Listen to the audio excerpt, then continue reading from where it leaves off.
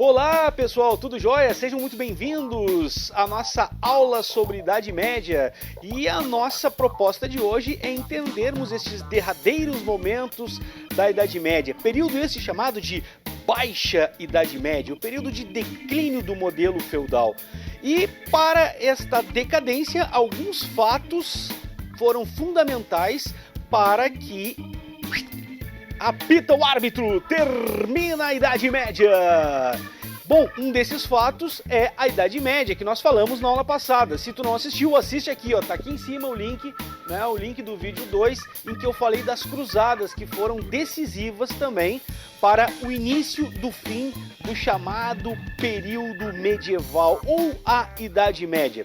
Junta-se a isto outras guerras, como por exemplo a Guerra dos 100 Anos, que na verdade não durou 100 anos, durou 116 anos, apesar de suas interrupções, entre conflitos entre camponeses e a nobreza, a jaquerie, entre outros conflitos também na Europa medieval. O que mais que irá colaborar para o fim da Idade Média? Uma nova classe social irá surgir. Plebeus vão acumular riquezas, vão ficar muito ricos e poderosos, que será então a origem da burguesia, esta nova classe social que irá disputar o poder. Outro fator determinante, impulsionado por essa burguesia, é o pensamento renascentista, em que vão buscar justificativas e valores, formas de pensamento lá na antiguidade clássica para poder respaldar o seu poder. Fato este que depois será seguido por reis e mais tardiamente até mesmo pelo papado. Vejam então quantos fatores serão decisivos para o surgimento deste novo momento da história que é a Idade Moderna. Mas antes de chegarmos lá, temos muita coisa para conhecer. Fiquem conosco e desvendem o final da Idade Média, a chamada Baixa Idade Média.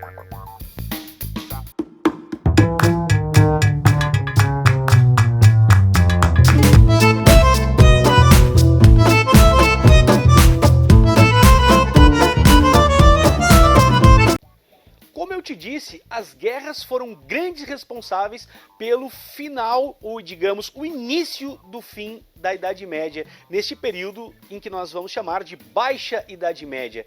E de que maneira as guerras contribuem? Bom, as cruzadas, nós já falamos que ela favoreceu significativamente um desenvolvimento comercial, um intercâmbio comercial e, de certa forma, empobreceu muito da nobreza feudal. E esse empobrecimento da nobreza feudal, somado a outras guerras, bem como também as revoltas camponesas, vão ser fundamentais para que essa nobreza feudal, mais uma vez eu falo para te não esquecer, ela se enfraqueça, fortaleça sobretudo o poder do rei, que vai iniciar aí gradativamente as chamadas monarquias nacionais, a centralização do poder político nas mãos do rei, característico da Idade Moderna.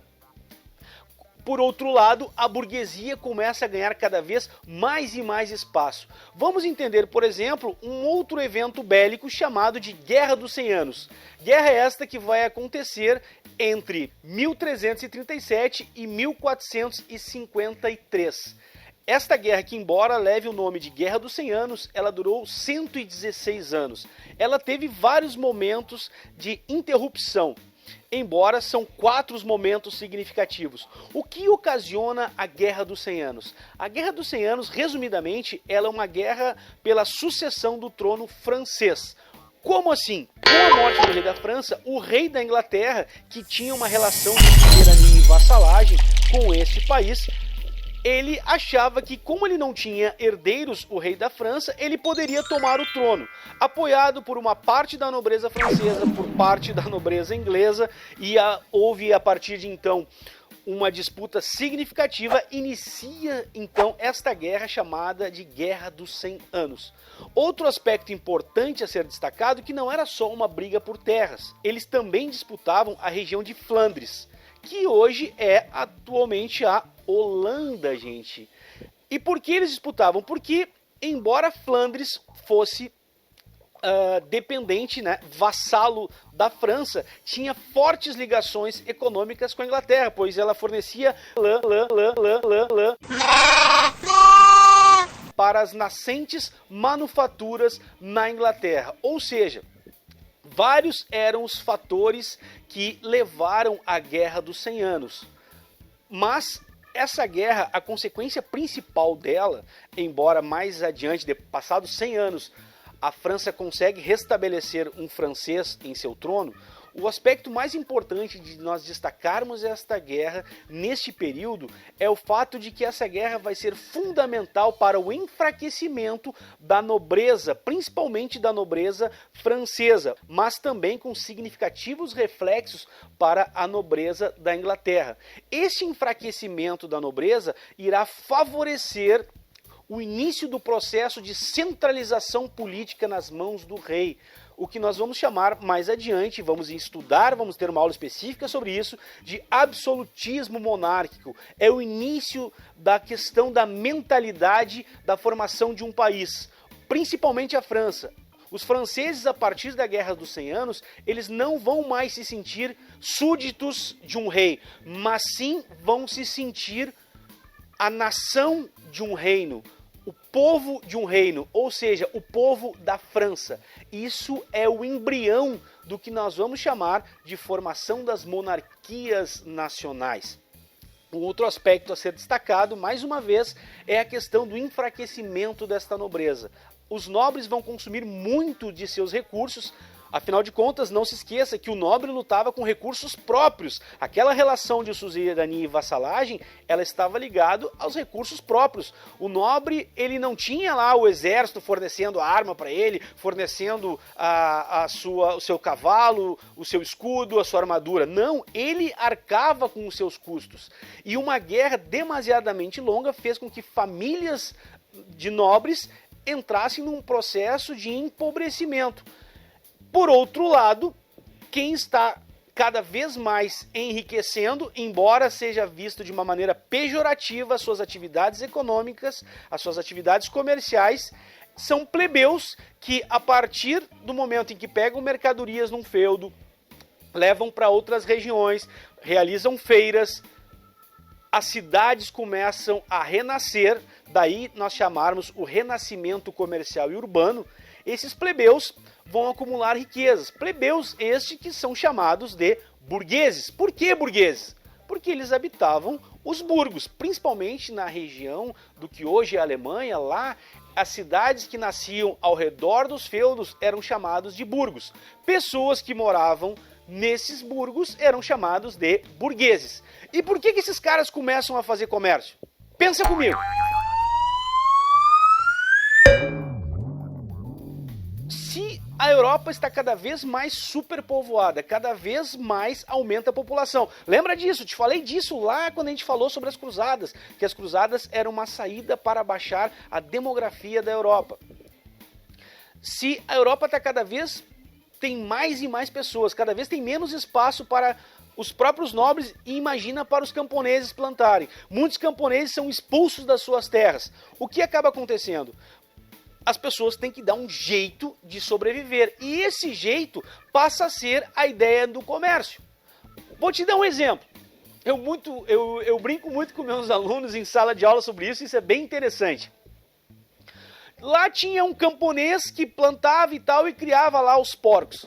Esse cara descobriu alguns temperos, etc e tal. Quando ele matava os porcos, esse camponês, ele fazia uma linguiça. E a linguiça era deliciosa, uma linguiça maravilhosa e tal.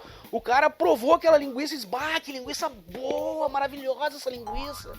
E aí, então, esse cara teve um estalo. O cara foi empreendedor, meu, sabe? O cara, a sacada dele de empreendedor, o cara foi empreendedor. O que aconteceu? Esse cara chegou para esse camponês e disse, ô Magrão, o negócio é o seguinte, faz o que tu puder fazer faz o que tu puder fazer, aumenta bastante a quantidade de linguiça que tu vai fazer, porque eu vou pegar essas linguiças, vou levar e vou vender essas linguiças, cara. É muito bom, eu te pago quando eu voltar, e depois tu faz mais e a gente vai fazendo dinheiro, vai sobrevivendo.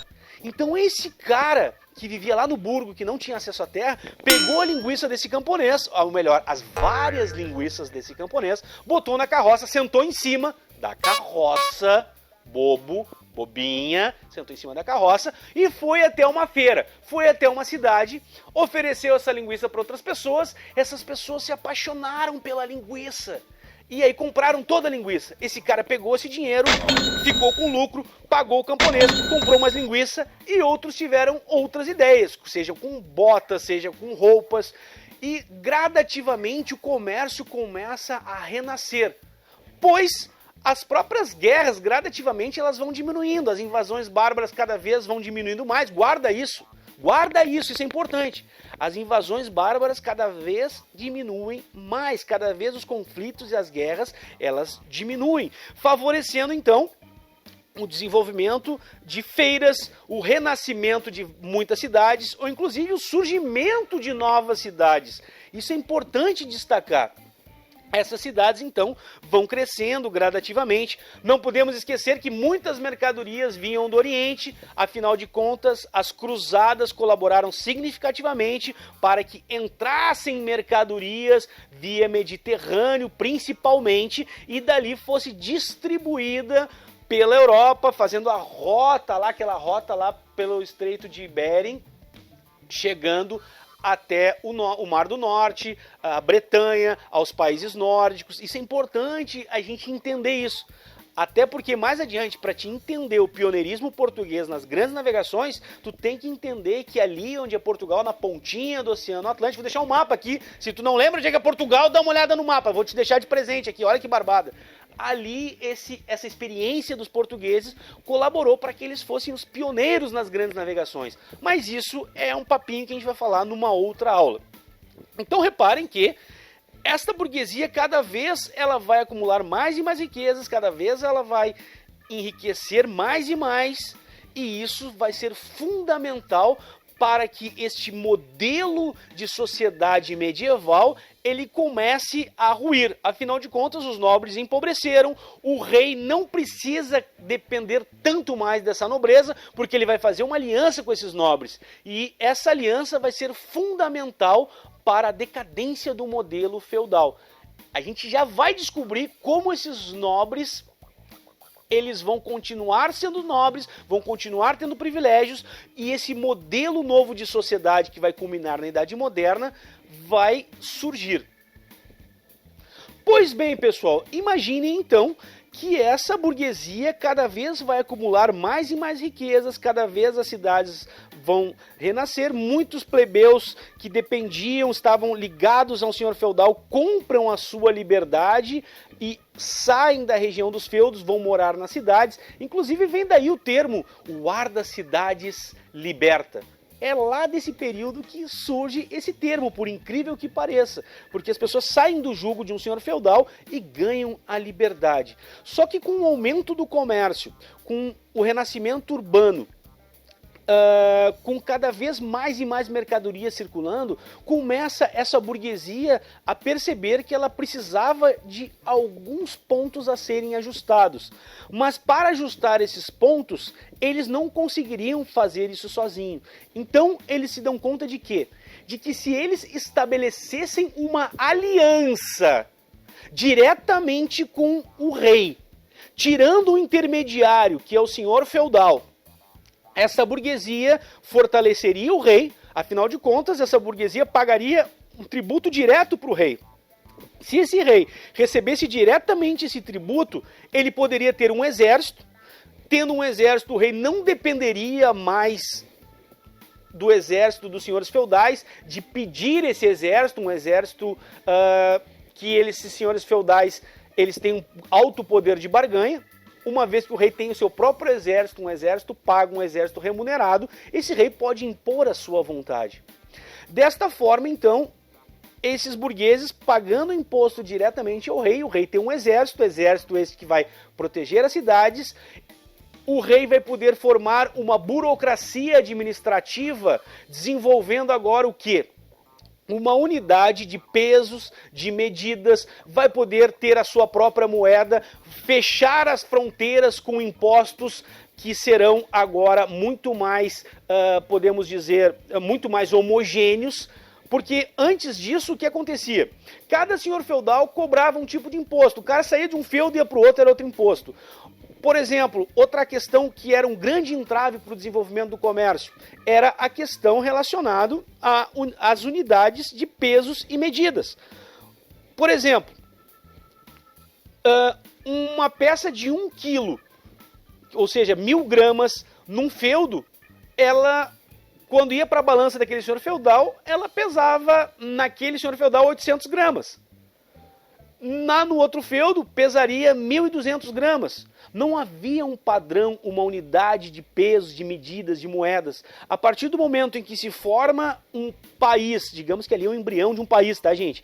Agora vai ter uma unidade padrão de pesos e medidas, uma unidade padrão de cobrança de impostos, uma unidade padrão de comércio.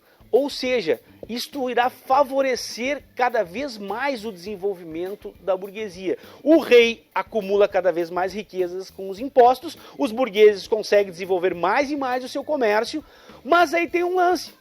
Pensa comigo, será que esse rei não compraria uma briga com os senhores feudais? Afinal de contas, ele está tirando o poder desses senhores feudais. O que acaba acontecendo? O rei, afinal de contas, ele é o maior de todos os nobres, mas ele é o maior de todos os nobres, mas ele joga no mesmo time que os outros nobres. O que isso acontece, então, que a gente tem que entender? Esse rei, ele vai pegar essa nobreza feudal e vai transformar essa nobreza feudal numa nobreza palaciana, numa nobreza cortesã, ou seja, eles vão estar dentro da corte. Aqueles nobres mais fortes, mais influentes, ele vai trazer para dentro do palácio, serão seus administradores. E aí então a gente começa a entender que o rei vai conciliar os interesses da burguesia, que são plebeus, mas plebeus ricos, que agora têm poder, porque tem dinheiro, os interesses da nobreza e o seu próprio interesse. É esse caldeirão, mistura bem, bota um tempero bacana de muito autoritarismo, que irá fazer com que surja o que nós vamos conhecer por absolutismo monárquico, dentro da formação dos estados nacionais. Mas a gente não vai falar disso agora, a gente vai falar deste período de cada vez mais centralização de poder e cada vez maior declínio do modelo feudal desse período chamado de Idade Média. Um aspecto importante a ser destacado dentro disso, de que o plebeu, um aspecto importante a ser destacado disso, é de que o burguês, ele nada mais é do que um plebeu que ficou muito rico. Portanto, ele pode ter dinheiro, e dinheiro na Idade Média não significa status como nós conhecemos na nossa sociedade contemporânea, hoje no século XXI. Dinheiro não significava status social. E aí eu quero destacar que muito burguês, para conseguir status social, casava-se com mulheres com origem na nobreza para ganhar o título de nobreza.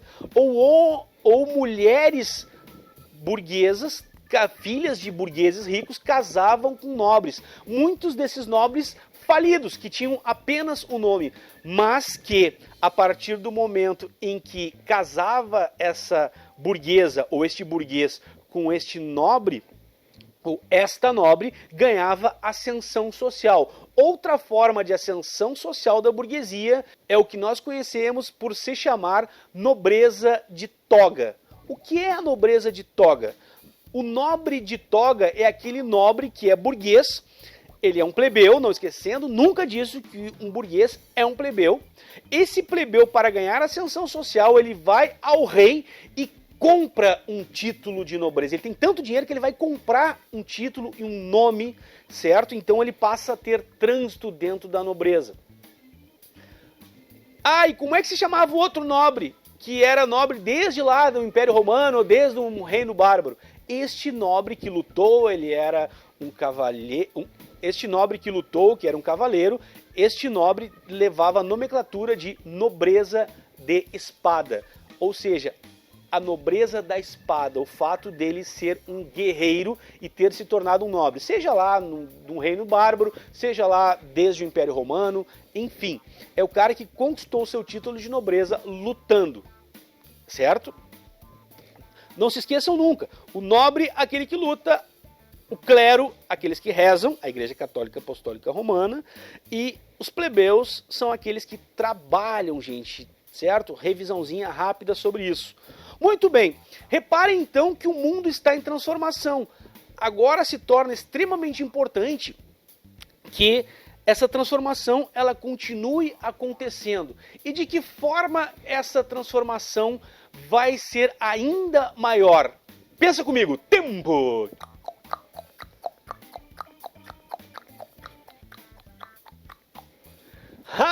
Nenhuma transformação é maior do que a transformação na mentalidade. Para mudarmos alguma coisa, primeiro nós precisamos mudar a nossa mentalidade, para depois nós colocarmos isso em prática. Afinal de contas, não vale nada eu querer mudar e não ter uma estratégia. Eu quero melhorar, eu quero ter mais dinheiro, eu quero ter mais condições sociais, eu quero viajar, mas eu não tenho nenhum plano para que isso aconteça.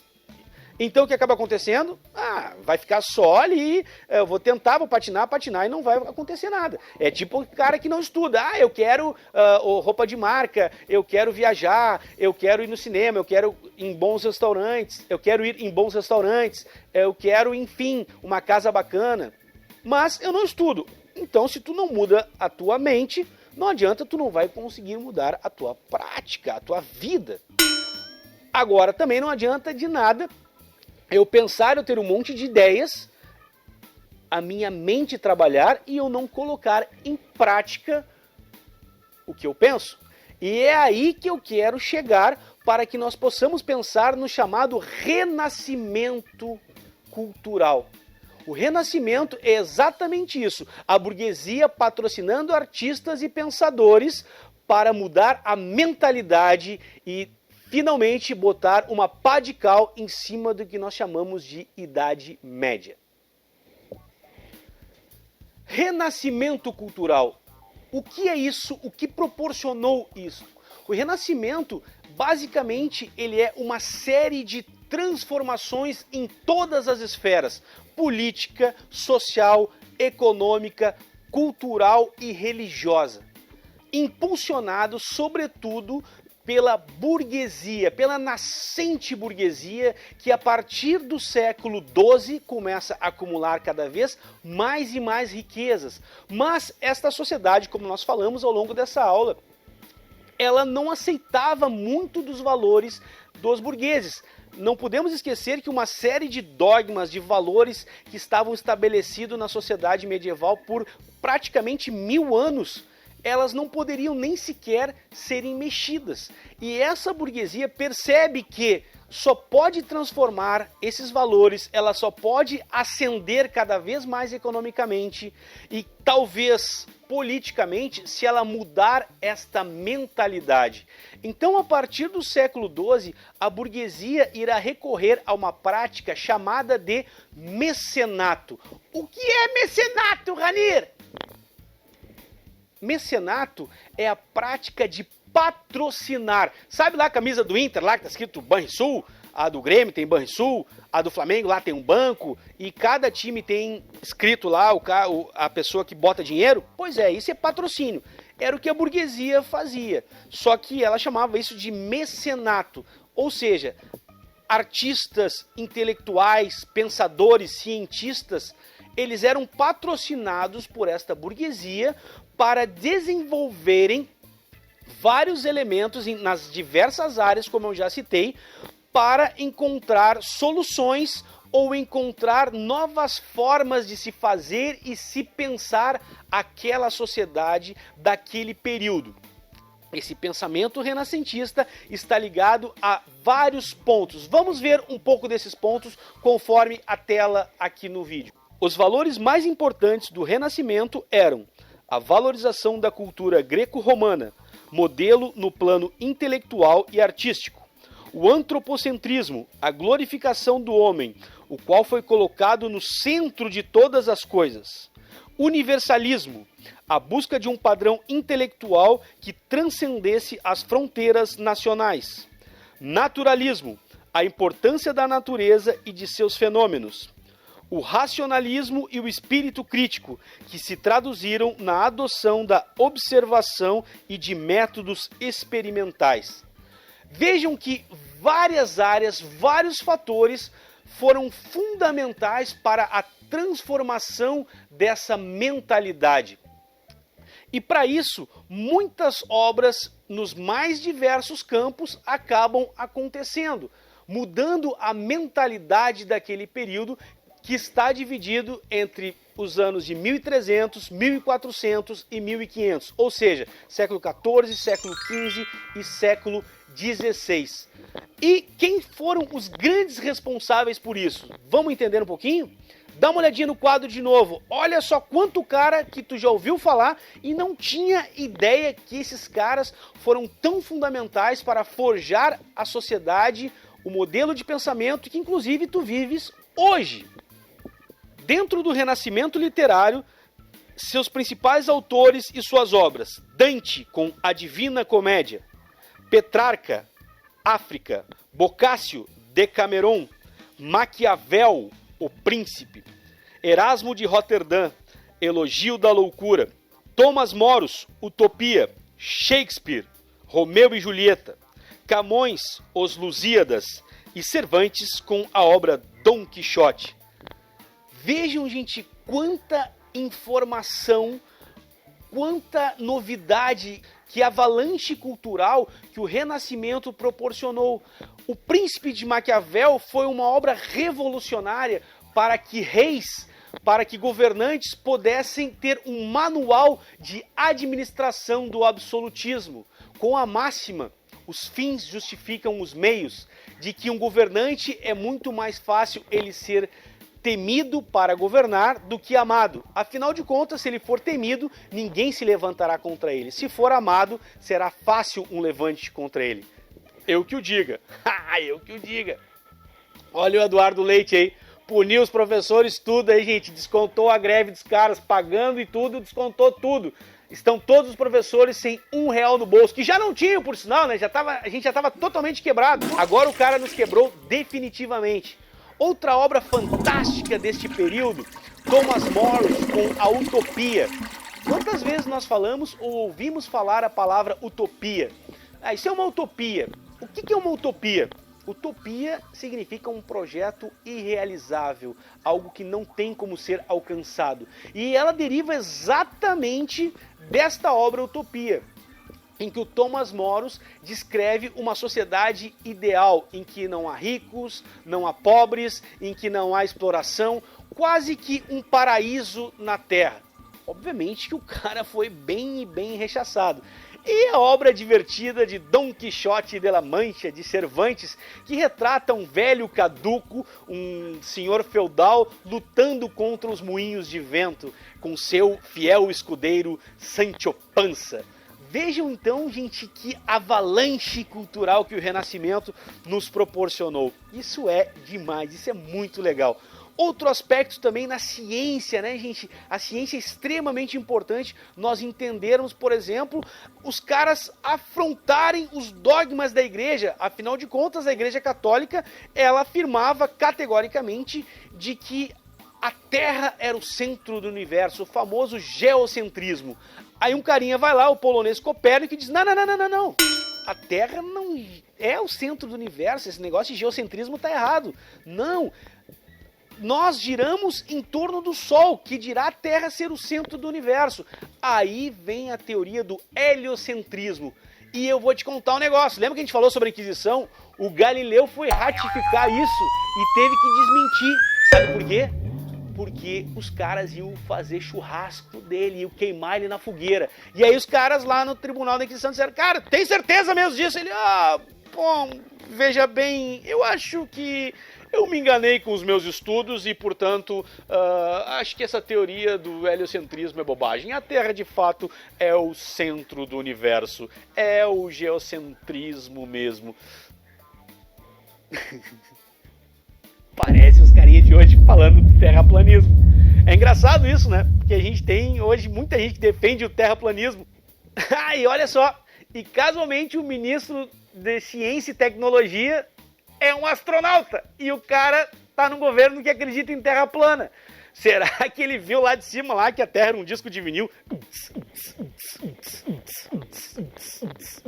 Será que a Terra era plana e o cara viu isso e não contou nada pra NASA? Bom, pra te ver, se hoje isso acontece, imagina lá na Idade Média, gente, quando os caras defendiam, né, gente, que a Terra era o centro do universo.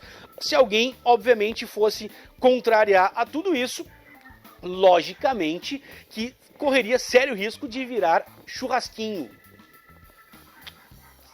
Que coisa horrível isso, meu Deus do céu.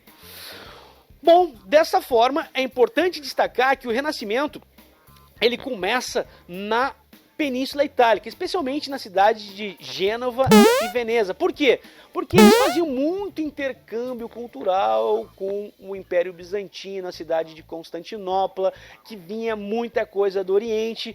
Depois da tomada de Constantinopla pelos turcos otomanos, muitos intelectuais fugiram de Constantinopla, do Império Bizantino, e buscaram refúgio nas cidades da Península Itálica de Gênova e Veneza. Diante disso, além de toda a riqueza cultural que estava ali efervescendo na Península Itálica, né? Afinal de contas ali, o Império Romano ainda efervescia ali, os remanescentes, a cultura, muito da arquitetura do Império Romano, e dali acabou se difundindo para outros lugares, como a França, mais tardiamente para a Espanha e Portugal, para a Inglaterra, para o que hoje nós entendemos como Alemanha, enfim, se espalhou pela Europa, mudando toda a mentalidade. E isso foi fundamental mais tarde para o desenvolvimento do Iluminismo e para a Revolução Francesa, que vai beber muito do Renascimento. Mas, gente, isso são outras histórias que a gente vai contar mais adiante. Espero que tu tenha gostado. Não esquece, aqui embaixo tem um polígrafo, aqui embaixo tem um PowerPoint para te ajudar. Tem questões de reflexão e de entendimento para te fazer. Gostou? Curte, compartilha o canal, ajuda a fortalecer o nosso canal. Mais um vídeo feito. Um beijão para vocês. Até a próxima, pessoal. Tchau, tchau. Valeu!